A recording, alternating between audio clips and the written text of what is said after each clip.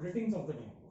In today's video lecture of BCom 4th Sem for Financial Accounting, we will start with the format of profit and loss account for the final account of banking company. In the earlier video lectures, we have discussed about syllabus, paper pattern in our video number 1. In our video lecture 2nd, we have discussed about the theoretical aspect with related to the banking companies, in which we have seen what is a banking company. It is the company which provides this service. They are not into any kind of manufacturing or sale purchase of any item. They just provide service of getting the deposits from public and providing loan at a higher interest rate to the applicant or to the needy person. That is what is the work of banking companies. Later on, we have discussed about what are the functions of bank, what are the various restrictions which are being imposed on the banking companies, and what are the various provisions or laws which related to the importantly which are related to the banking companies. In this lecture, we will start with the pro forma of profit and loss account, and then we will move towards the practical questions after discussing the format of the balance sheet of banking companies. Before moving to there, we all know as the pandemic is going on, and that is why we have moved, or our college has moved to the online platform of YouTube for the purpose of study. So it is quite important for us to get thorough with the syllabus, because it is not known to us when and how will be the things are going to be work properly for us, when there would be direct interaction between us, that is you and me as a teacher and a student. So it is quite important before getting into that situation that we should get thoroughly to each and every concept of all the subjects. And that is why, though university may or may not, we are not sure what is going in the what would be going in the 4th semester, whether you have to give an online exam on MCQs, or we have to move for the 80 marks detailed question paper which you have to pen down in by answer sheet in your examination. So we don't know both the criteria. That is why it is important to us to go for the what we can say thoroughly completion of the syllabus, and that is why it is important to thoroughly view the video and understand the concept. And with regard to the our syllabus of 4th semester for financial accounting, the or apart from the other 3 chapters which are there again for the purpose of study, apart from those chapters, the chapter of final account of banking company is a bit lengthy, as there are multiple schedules which we need to prepare. The final account is quite lengthy, and apart from this, other chapters are comparatively easy because the length of the answer and question is relatively less, and they are quite easy to understand. But only this chapter is the thing which we need to understand it clearly. That is why it is quite need from your part that you should focus properly on this chapter. So we will move to the format of what we can say final account of banking company, profit and loss account. So it is known as Form B. Form A refers to the format of balance sheet. Form B of profit and loss account for the year ended on whatever it may be. It may be at any 31st March 2020, 21, 22, whatever may be the year. So till now what we have studied, that we have divided our final accounts into 4 types, 4 parts: trading account, P&L account, profit and loss account, appropriation, profit and loss appropriation account, and last one would be the balance sheet. All what we have studied was in the T format. That was our debit and credit side, which is also known as vertical format. This is the vertical format what we have studied. Now what we have to study is the horizontal format, which is now getting into the what we can say see that the whole banking accounts, final accounts, are to be prepared in the horizontal format, not in the vertical format, but into the horizontal format. That is what we have to do in the particular chapter. Hence we need to prepare and we need to do it properly, as we are usually in practice to go for T format, but for banking company it is not so. We don't have to follow T format, we have to follow horizontal format. That is what we are going to follow in the banking company. Remember one thing, apart from what we have studied till now, we have seen various liquidation accounts, even though we have seen the final accounts of joint stock company, cooperative society and else thing. But from now, for particularly banking companies, we are going to study horizontal format. So in horizontal format, what is thing is that we have to first prepare balance sheet and then profit and loss account. In balance sheet, we have schedule 1 to 5 for liabilities, 6 to 11 for assets, and 1 is for contingent liability. Contingent liabilities. This is the schedule format. In all, there are total 16 schedules. Out of that 16, 1 to 5 are for liabilities, 6 to 11 are for assets, 1 is for contingent liability. This is the total part for balance sheet. This is for our balance sheet. So we would have clear idea कि 1 to 12. 1 to 12 is for balance sheet, and afterwards 13 to 16 are for P&L account. 13 to 16 are for P&L account. Hence these 16 schedules are divisible like this. It is quite easy to understand. 1 to 12 balance sheet, 13 to 16 P&L account, and total there are 16 schedules in banking company which we need to prepare. We can understand what is schedule. Schedule is, the thing is that we, even though as per the Companies Act 2013, whatever the balance sheet we were preparing of joint stock company in T format is to be changed into the horizontal format similar to this. Not exactly this, but it is quite similar to this. Hence, banking companies were already into that format. Now, joint stock company is also moving in it. As soon as our syllabus get updated from 1956 to 2013 for the financial accounting, you again have to change your method from T to horizontal format, or we have to omit vertical format for final accounts, and we have to move to horizontal format of final accounts in companies also. Banks are already following it, and usually these guidelines are already been stated to the banks for this purpose. So in balance in profit and loss account, we are again following horizontal format. What we used to do in T format, we have on debit side, that is on your left hand side, we have all the expenditure, and right hand side we have all the incomes. That is what the general format which we were using in this. Now what we have first thing here is the income.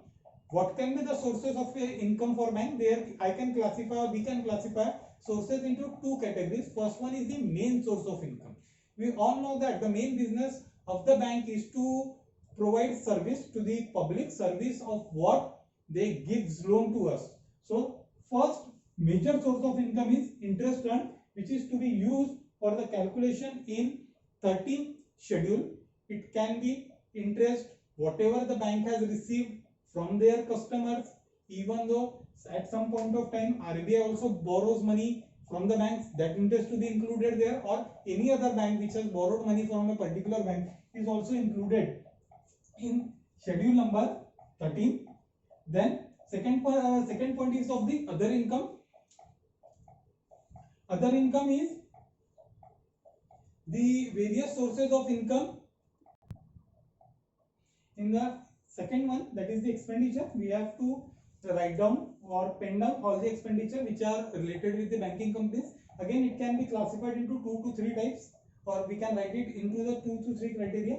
For according to first income criteria, we have said that we have to prepare schedule number 13 for whatever the interest bank has earned, either from their investment or from their loans, or the loans which has been given to banks or the RBI. That is what is the first 13 number schedule. In 14th number, we have specified that other incomes are to be included in schedule number 14. Other income is whichever income which has the bank has generated as in form of discount or commission which they have earned from any kind of thing, or profit on sale of investment, or any other similar kind of income which the bank has made from their services or from their activities which are to be included into schedule number 14, that is the other income part.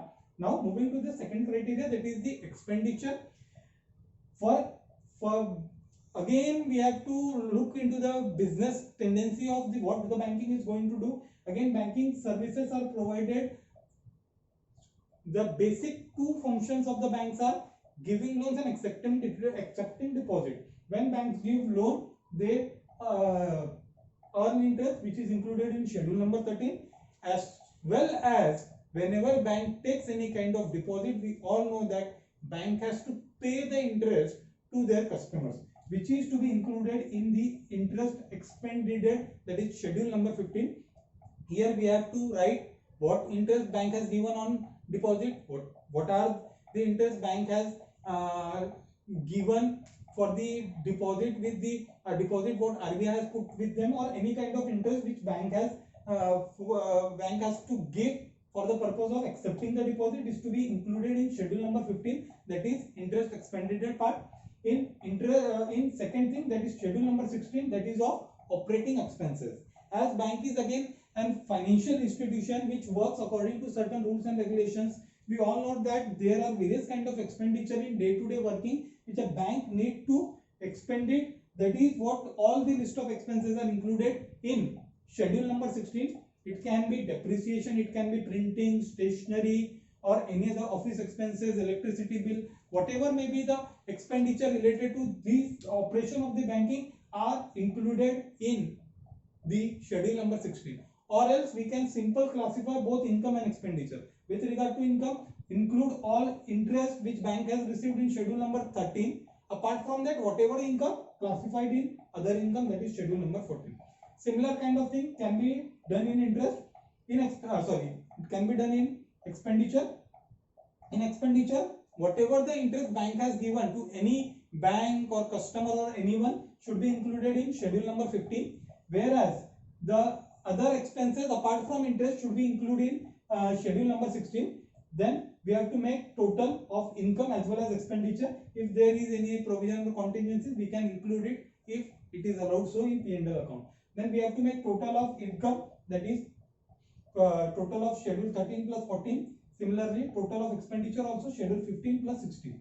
This is the total which we have to make so that we can ascertain the profit. How we are earlier going to find out the profit? We used to balance the ledger. Here we don't need to balance the ledger. Here, as there is only single amount column. Remember one thing, here is no debit or credit side. Here is only schedule number and amount. So we have to write debit and credit all on one side. एक ही तरफ पूरा लिखना है, याद रखेंगे हम लोग, ये गलती नहीं करनी है हम लोगों को. So we have to make the total of income. Similarly, we have to make total of the expenses. We all know that what is the formula of calculating profit? Income minus expenses. Therefore, third portion is of profit or loss. So first of all, we have to calculate profit or loss for the year, particular current year. We have to calculate it. So what is the formula for calculation? 1 minus 2. What is the total of 1 should be deducted from total of 2, and it would denote our profit. हमारा profit कितना है वो पता चलेगा हमको. If the amount is in positive, then we can surely say it is profit. If amount is negative, again don't move to the other side. Here just denote it by minus. Minus दिखा दीजिए या फिर bracket में रख दीजिए. Then we can clearly understand it is loss. So this is what we have to take here for the purpose of calculation of profit. Then second thing we have to add up is the profit brought forward. It is of usually previous year.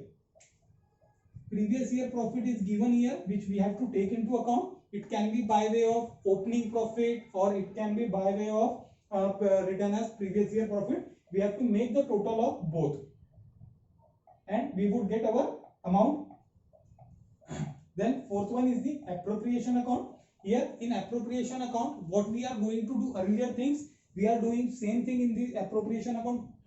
This time also we have to transfer it to various reserve. We have to propose dividend. Whatever things may be, it should be moved to appropriation. Here fourth part is the appropriation. In appropriation, first thing is we have to transfer to the statutory reserve. What is statutory reserve? The question comes here. Whenever the word statute is included in any kind of sentence, or it is made from the word statute, it means that it is mandatory, compulsory by part of government. It means that we have to transfer a certain amount of profit to the statutory reserve as per the norms which are governed by the laws. So we have to transfer 25%. 25% of what? Net profit of current year, NPCY, net profit of current year का 25% without fail. If the banking company is earning profit, we have to transfer 25% to statutory reserve. If it is in loss, we don't need to transfer it to. Second thing, if there is provision for other kinds of reserve which has been given in adjustment, we have to transfer it. It may be either dividend reserve or general reserve or any other kind of reserve. We would transfer it again to there. Then the next is whatever the dividend we have proposed in the particular segment, again we have to transfer it to the appropriation. And lastly, whatever the difference balance between two, that is the total of profit and loss and the appropriation should be matched. That is why the balance carried down.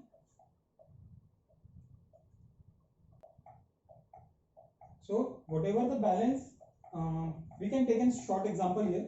Suppose that the total of profit and loss account is 2,30,000. This is what is the total of profit and loss account, and that total would be carried down to appropriation. The total would be same, and we have to find the balance. We would transfer a fixed amount to statutory reserve, that is 25% of net profit of current year, and whatever the other adjustment would be given, we would solely execute it. And lastly, whatever the balance would be, that would be transferred to the balance sheet, and total would be same of third and fourth. That is 2,30,000 would be constant for say of both the part, that is third and fourth. And once we have total, we can find out easily whatever the balance is. So we can write it here as this is an balancing figure. Balancing figure is that balances the statement that balances the account. So this is it for the profit and loss account for the banking company. In the next video lecture, we will discuss about balance sheet. With this, the detailed schedule of 13, 14, 15, 16 along with the format would be given to you in the PDF form in your Google Drive of what college has asked you. So it would be uploaded there. You can directly refer it for that purpose. Till then, stay tuned. Thank you.